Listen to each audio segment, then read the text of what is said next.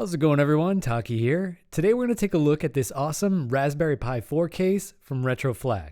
The SuperPi 4 case adopts the style of the PAL SNES console, and while this is not the one that I grew up with as a child, it still has a very sleek style, even after all these years. In this short video, I'm going to use this case and a new Raspberry Pi 4 board to make a stylish retro gaming console. For this project, I have the SuperPi 4J case, a PAL SNES controller, and a new 8GB Pi 4 Model B. I have a few products from RetroFlag, and I have to say, they always do a decent job on product design. This product packaging is a creative way of showing off the case inside, and it makes for a nice decoration when it's stored on my shelf in my studio. The classic USB gamepad packaging is a bit more minimalistic, but it does follow the colors of the SNES logo. I don't have any real expectations for this controller, I just hope that it's similar in feel to the wireless SFC 8-bit Duke controller that I already own and use.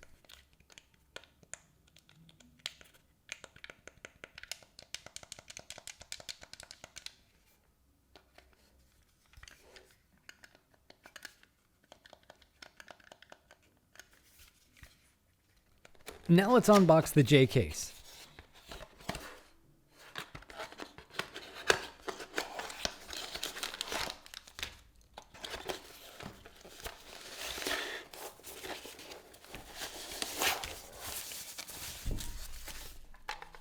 The first thing that I am noticing here is that the case feels very premium. It has a textured surface and it feels like it should take a beating if you threw this in your bag for a long trip.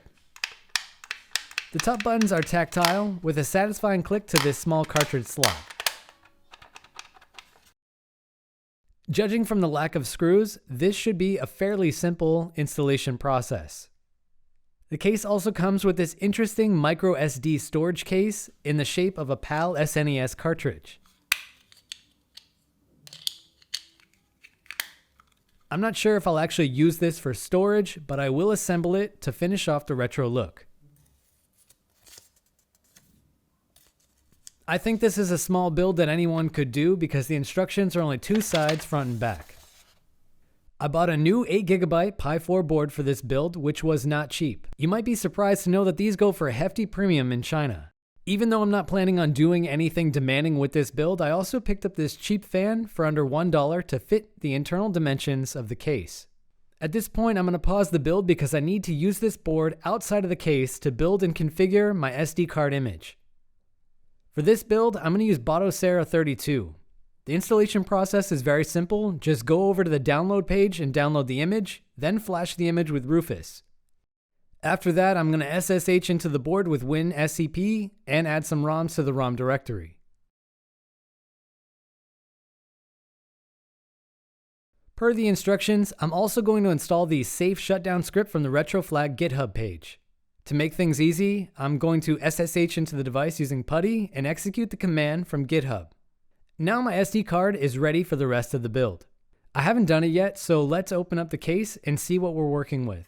Before worrying about anything else, I'm going to install the fan that I bought inside the space that they have created for it in the bottom shell. Airflow is going to be a bit small, but this is going to push cool air up into the case. The fan should just click into place without any issues because it's the same size that the case supports. One thing that I want to point out here is that the fan connector is blocked by the GPIO cables out of the box. I had to pull them off to the side to have enough room to plug in my fan.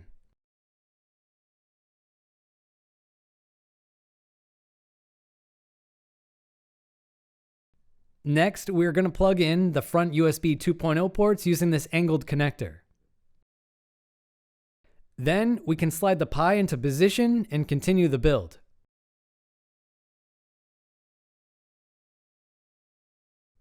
The final connector that we need to worry about is the front GPIO connector that I talked about earlier.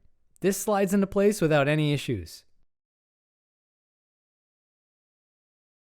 Oddly enough, the PCB is only secured by 3 of the 4 screw holes. It seems like an odd design, but the board won't move around.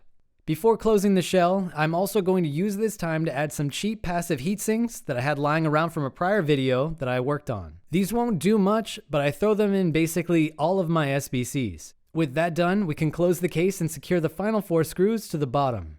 Out of the 2 options available, I decided to use this blue label styled after Super Mario Kart on the cartridge.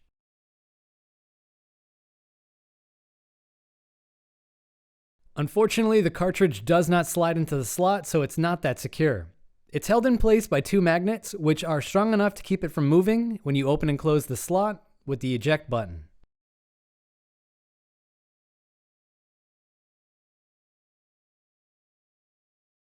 Now we need to install the micro SD card that we worked on earlier and connect this up to a monitor.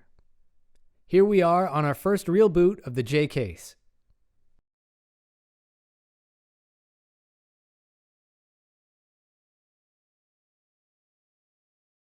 I've connected the RetroFlag controller and started the process of scraping the box art from my SNES ROMs.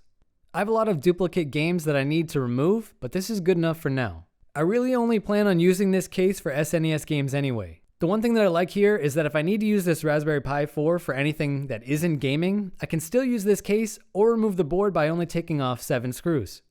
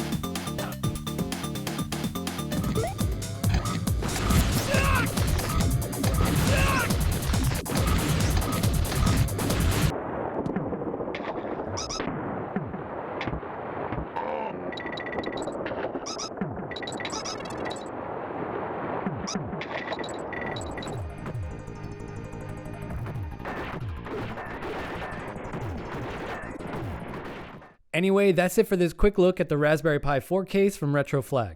I think things like this are really giftable if you know people that are into retro gaming. This retails for around $26 with heat sinks and a fan, which is a very good deal if you already own a Pi 4. Links to RetroFlag's Amazon store will be down below. If you have any questions, feel free to leave those down below and I'll do my best to get back to you. I'll catch you here next time. Taki out.